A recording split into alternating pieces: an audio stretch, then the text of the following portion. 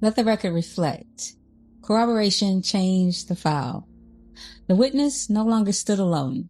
The record gained support from sequence, documented conduct, post-exposure cleanup, internal access, and retaliatory behavior after exposure.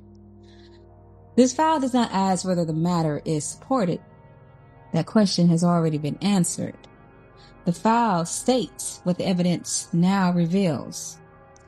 The evidence reveals that the witness account was the only stable data point in this entire history.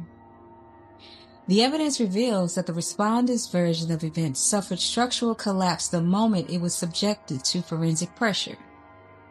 The evidence reveals that the cleanup was reactive concealment behavior triggered by exposure, and the respondent's recognition that the original version could not survive scrutiny.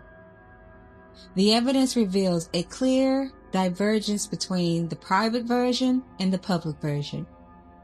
The evidence reveals that the harm was not a byproduct of error, but a pattern directional strategy of management. The matter no longer rests in speculation. It rests in the findings. Opening case file 14, findings of fact. The stability of the witness. The record shows a critical distinction. The witness account remains stable under pressure. The respondent's version did not. That is the first finding. The witness stood alone under sustained attack without institutional cover, social protection, or immediate cooperation. Still, the core account did not require tactical revision. The witness did not keep rewriting the story to make it easier to defend. The account remained anchored to sequence, conduct, and time. The respondent's version moved differently. Statements delivered with certainty before scrutiny became qualified once the sequence was tested. Language that carried force in private became softened for the public record. Details that were once framed as fact began shifting into misunderstanding, confusion, or harmless intent once exposure approached. That movement matters. Stability is not measured by how confidently a person speaks. Stability is measured by whether the account can survive time, comparison, contradiction, and review without repeated adjustment. The witness account survived that process. The respondent's version did not. The record therefore supports a direct finding. The witness was not unstable. The witness was consistent. The instability belonged to the version that kept changing once pressure entered the room. That distinction corrects the original imbalance in the file. The witness was made to carry the burden of doubt while the respondent kept negotiating the lie. The witness was treated as the problem for naming what the record would later confirm. The cost was displaced onto the person telling the truth, while the unstable version was protected long enough to create confusion. The file now corrects that distortion. The witness did not merely endure disbelief. The witness absorbed the consequences of a false version that required delay, confusion, and social hesitation in order to survive. So the finding is entered plainly. The witness account was a stable data point. The respondent's version was a moving target. And the truth did not become true when the room finally caught up. The truth was stable before the room had the courage to admit it. The mechanics of concealment.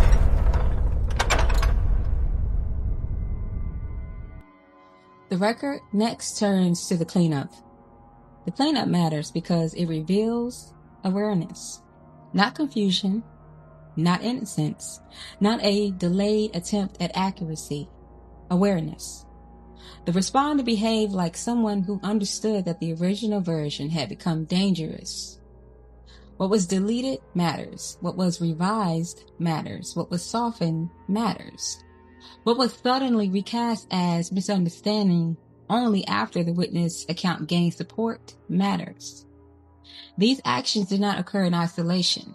They follow exposure with a proximity that removes confidence from the field.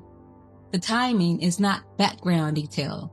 The timing is a part of the evidence. A person clarifying an innocent misunderstanding does not actually wait until the sequence hardens.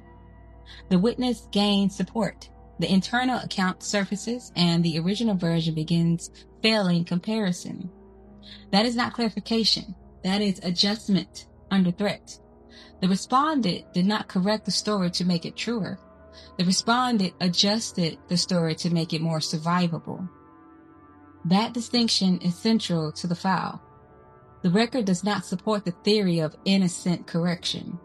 It supports the finding that the original narrative became a liability once exposed to review, and cleanup functioned as an attempt to suppress, soften, or redistribute the truth in a more defensible form. That is not emotional interference. That is forensic sequence. The cleanup confirms that the respondent recognized exposure as a threat. The deletion, revision, softening, and reframing were not separate from the conduct. They were part of the conduct's management after the original version could no longer stand. The file, therefore, enters a finding of consciousness of exposure and liability. The cleanup was not an afterthought. It was not a misunderstanding being repaired. It was concealment behavior in the aftermath of exposure. The inside account is corroboration. The record then receives verification from inside the respondent's own structure. The inside account did not merely add commentary, it added access. It verified that the public version and the private version were separate, contradictory entities. It confirmed that the certain language was reserved for the back room while the cleaner version was prepared for external consumption. It confirmed that what was said privately did not match what was allowed to travel publicly. It's not gossip. That is structural corroboration. The value of the inside account is proximity. It sat near the deception before the deception was cleaned. It heard what was said before the record was dressed for presentation. It knew which version carried the truth, which version was rehearsed, and which version was built to survive outside scrutiny. That access changes the posture of the file. The lie was no longer floating outside the room as a memory dispute. It was traced back into the structure that helped carry it. The evidence now reveals that the false version was not an isolated act of speech. It was handled. It was softened. It was protected. It was redistributed. That is the machinery the file now recognizes. The false version did not simply exist. It was maintained. It was given room. It was allowed to move while the witness was forced to defend reality from the outside. Once the inside account aligned with the witness, the timing, the cleanup, the conduct after exposure, the moment moved beyond competing recollection. The structure began exposing itself through its own internal settings. The witness was no longer standing against confusion. The witness was standing against a coordinated version of events that had been protected long enough to appear credible. That protection has now failed. The file finds that the false narrative was not merely spoken. It was laundered through access, softened through presentation, and redistributed through a structure invested in preserving the respondent's position. The false version did not travel alone. It had help. The finding of directional harm. Once the inside account confirms that two versions were moving through the structure, the next question becomes unavoidable. Who benefited from the false version? The record answers that clearly. The respondent's image received protection. The contradiction received softening. The public version received room to keep breathing. The witness received the burden. That is where the direction of harm becomes visible. Confusion did not enter the room evenly. It gathered around the witness. It questioned the witness's credibility, reality, emotional stability, and social position while leaving the respondent's version protected from the same level of examination. The pressure had a pattern. Accountability was delayed where the sequence had already cleared. Language softened where exposure threatened image. The original version was reframed once it could no longer stand cleanly. The witness became the object of scrutiny while the machinery behind the conduct remained shielded. That is not neutral pressure. That is managed pressure. The record shows that the objective was not resolution. Resolution would have required the truth to be handled directly. This was containment. The exposure had to be slowed. The contradiction had to be cushioned. The respondent's position had to remain intact long enough for doubt to do its work. And the cost of that containment was assigned to the witness. The witness carried the emotional cost of being questioned, the social cost of being isolated, the narrative cost of being treated as unstable before the record caught up. That harm did not wander. It moved where it was useful. It protected what needed shelter. It targeted what threatened exposure. It preserved a version that could not survive direct light. The file therefore enters the finding plainly. The harm was directional. The pressure was selective. The damage served the respondent's position while taxing the witness's reality. The witness was made to carry the cost of preserving a version that could not survive exposure. The administrative correction. Once the file shows who was protected and who was made to pay, the first lie about the witness loses its cover. The witness was not unstable. The witness was early. The witness named the pattern before the room was willing to stop protecting itself from what the pattern revealed. The delay did not make the witness wrong. It made the room late. The witness carried the accurate account while others bargained with the lie, cushioned the contradiction, waited for permission, or searched for a version of the truth that would not require them to change their position. That is the damage created by narrative lag. Truth appeared premature only because the room was delayed. Accuracy appeared emotional only because the record had not yet caught up with the person telling it. Isolation was mistaken for instability when it was actually the cost of being the first accurate reporter inside a protected environment. The record now corrects that distortion. The witness account did not become true once support arrived. Support only proved that the truth had already been present. Corroboration did not create the truth. It located it. It confirmed that the witness had been reporting from reality while the room was still negotiating with protection, image, hesitation, and delay. That is not emotional vindication. That is administrative correction. The witness is no longer the source of a claim waiting to be believed. The witness is now aligned with an entered record. The file finds that the witness was never the unstable variable in this matter. The witness was the earliest reliable narrator of it. The aggravating finding, the smear campaign. The correction does not end with the witness being proven right. It must also account for what happened while the truth was being withheld. The record shows that the witness was not merely doubted. The witness was processed through a social prosecution without protection of evidence, fairness, or direct examination.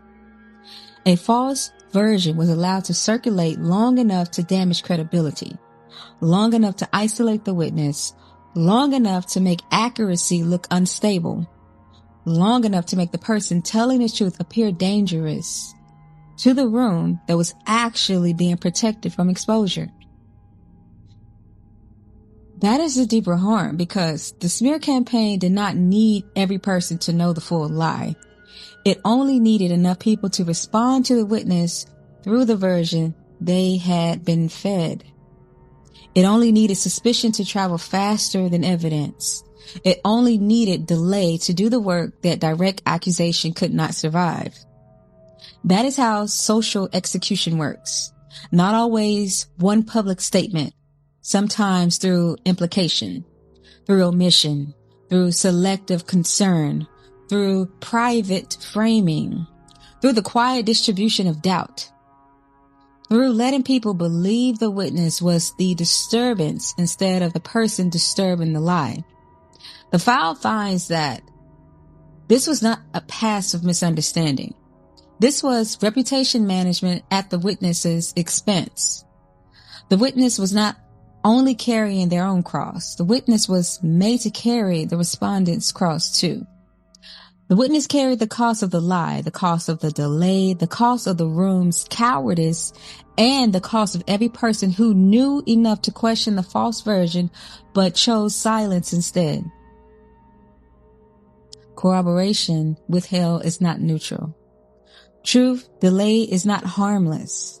A person left alone under a false narrative is not simply waiting to be believed. They are being exposed to preventable damage while others decide whether the truth is convenient enough to tell. That is why this file cannot reduce the matter to confusion. Confusion does not organize itself this efficiently. Confusion does not consistently protect the same image. Confusion does not keep assigning the burden to the same witness. Confusion does not require cleanup, softening, backroom language, public revision, internal contradiction, and retaliation after exposure. This was a smear campaign dressed as uncertainty, a social trial without lawful process, a Salem pattern with modern machinery. The witness was placed in the center of a room already trained to see smoke, then punished for saying there was a fire. That is the cruelty of the structure. The person carrying the light was treated like the threat because the light exposed what the room agreed not to see. The record now recognizes that inversion. The witness was not the contamination. The witness was the alarm. The witness was not the danger. The witness was the evidence that danger had already entered the room. The file therefore enters an aggravating finding. The harm was intensified by withholding of corroboration, the circulation of a false version, and social willingness to make the witness carry consequences that belong to the respondent. This was not only concealment, it was displacement. The respondent's burden was moved onto the witness. The respondent's instability was projected onto the witness. The respondent's liability was hidden behind the witness's forced dents of reality. That is why the correction must be heavier than vindication. Vindication says the witness was right. The file says more. The witness was right while being punished for being right. The witness was right while corroboration sat inside the structure. The witness was right while people delayed, softened, watched, protected, excused, or waited for the truth to become safe enough to acknowledge. That delay is now part of the record. The file finds that the witness was not merely misread. The witness was burdened with a lie that others helped keep alive. And that lie did not only threaten the witness's name, it threatened the witness's life, future, relationships, peace, stability, credibility, and the ability to move through the world without being interpreted through someone else's distortion. That is the nail in the coffin. The smear campaign was not collateral damage. It was the delivery system. The false version traveled so the witness could carry the punishment before the truth could reach the room. The record now strips that campaign of its disguise. What was called concern was control. What was called confusion was containment. What was called misunderstanding was narrative warfare. What was called instability was the sound of a witness refusing to bow to a lie that had already recruited an audience. The file finds that the smear campaign failed its final objective. It damaged, it delayed, it distorted, but it did not erase the witness. It did not outrun the evidence. It did not survive the file. They can't know we were there. The finality of the record. Burn the documents. All of them. By the time the smear campaign is stripped of its disguise, denial has nowhere left to stand. It no longer enters the room as a competing explanation. It enters as continuation. Another refusal. Another evasion. Another attempt to control the meaning of evidence that has already been moved beyond the respondent's reach. That is the weight of this stage. The respondent can still deny, still revise, still minimize, reframe, soften, perform innocence, or search for another version that sounds less exposed. But denial no longer governs the file. The record has outgrown the respondent's permission. The findings have been entered through sequence, conduct, corroboration, concealment, retaliation, withheld truth, and the social damage caused by a false version allowed to travel. This is not the beginning of suspicion. This is the end of ambiguity. The witness account is materially supported. The respondent's version failed under scrutiny. The cleanup functioned as concealment behavior after exposure. The inside account verified the dual narrative. The conduct was directional. The smear campaign functioned as social punishment before the truth could be safely acknowledged. The withholding of corroboration intensified preventable harm. The retaliatory behavior after exposure confirmed fear of open review. Each finding changes the posture of the next. Once the witness account is supported, disbelief loses innocence. Once the respondent's version fails comparison, denial loses authority. Once cleanup follows exposure, revision loses neutrality. Once the inside account confirms the split, the lie loses isolation. Once the smear campaign is identified, social punishment loses its disguise. Once withheld corroboration is entered, silence loses its moral cover. That is why this section cannot be treated like a summary. This is the point where the file stops asking what happened and starts recording who carried the cost of what others refuse to expose. The respondent remains free to deny the facts. That freedom still exists. What no longer exists is the illusion that denial outranks the record. Denial does not erase sequence. Denial does not reverse cleanup. Denial does not unhear the inside account. Denial does not repair the damage caused by the false version. Denial does not return the years, the peace, the credibility, the relationships, the safety, or the breath stolen from a witness forced to survive under someone else's distortion. At this stage, denial is not rebuttal. It is residue. It is what remains when the lie can no longer command the room but still refuses to leave quietly. The record has reached a density where it speaks without waiting for permission. The respondent is no longer the author of the story. The respondent is now the subject of the record. That is the procedural demotion at the center of this file. The narrative has been removed from the respondent's control and entered into evidentiary posture. So let the record state it plainly. The file finds that the witness account is materially supported. The file finds that the respondent's version changed under scrutiny and did not survive comparison. The file finds that the cleanup constituted concealment behavior after exposure. The file finds that the private version and the public version were not the same. The file finds that the false version was handled through a structure of protection. The file finds that the witness was made to absorb the cost of preserving the respondent's position. The file finds that the smear campaign was not incidental fallout, but a mechanism of punishment, delay, and reputation management. The file finds that the withheld corroboration intensified preventable harm. The file finds that the respondent's account is not a reliable vehicle for truth in this matter. This is what has been entered.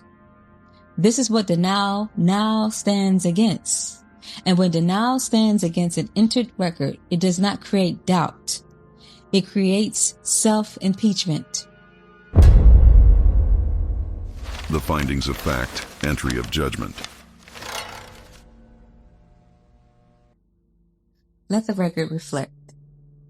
The witness does not return to the stand. The witness already stood alone while the room protected a lie. The record now speaks for itself. Findings of fact have been entered. The account of the witness is materially supported.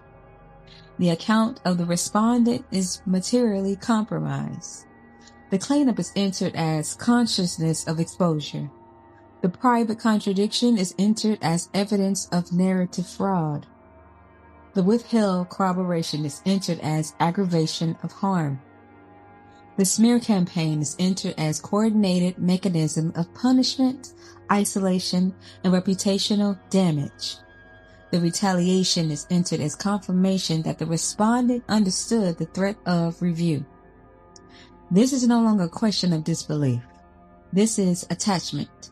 The respondent is attached to the version that failed, attached to the deletion, attached to the revision, attached to the contradiction, attached to the public performance, attached to the private record, attached to the retaliatory conduct, attached to the false narrative that attempted to purchase survival with the witness's credibility. The room is attached as well, attached by silence, attached by delay, attached by withheld truth, attached by selective blindness, attached by standing beside a lie while it damaged the person telling the truth. The record does not recognize this as neutrality. The record recognizes it as participation with better manners. The respondent is not exposed because the witness accused. The respondent is exposed because the conduct authenticated the accusation. The deletion authenticated it. The revision authenticated it. The contradiction authenticated it. The retaliation authenticated it. The withheld corroboration authenticated it. The smear campaign authenticated it. Every attempt to escape the record became another exhibit inside it. That is the fraud of this file. The respondent attempted to make the witness appear unstable while operating from an unstable version. Attempted to make the witness appear unreliable while revising the account under pressure. Attempted to make the witness carry suspicion while the respondent carried concealment. Attempted to use the room as cover while the room became evidence. That scheme is now entered, not implied, not suspected, entered. The witness was made to carry a burden that belonged to the respondent. That burden is now returned. Returned with record attached. Returned with sequence attached. Returned with corroboration attached. Returned with every act of invasion attached. The witness is no longer the party under examination. The lie is. The structure is. The people who carried it are. The file finds that the false version did not survive scrutiny. The file finds that the respondent's account is not a reliable vehicle for the truth. The file finds that the witness was damaged by a narrative the respondent had motive to preserve. The file finds that the room allowed preventable harm to continue through silence, delay, and convenience. The file finds that the record now carries enough weight to proceed without the respondent's consent, confession, apology, nor permission. Therefore, the posture is entered as follows. The witness is discharged from the burden of proving what the record has already established. The respondent is bound to the consequences of the record they created. The room is bound to the silence it chose. The false version is removed from authority. The smear campaign is stripped of protection. The burden is reassigned to the source. The record is closed on ambiguity. What remains is judgment. I am Wolfie. Welcome to the Resistance.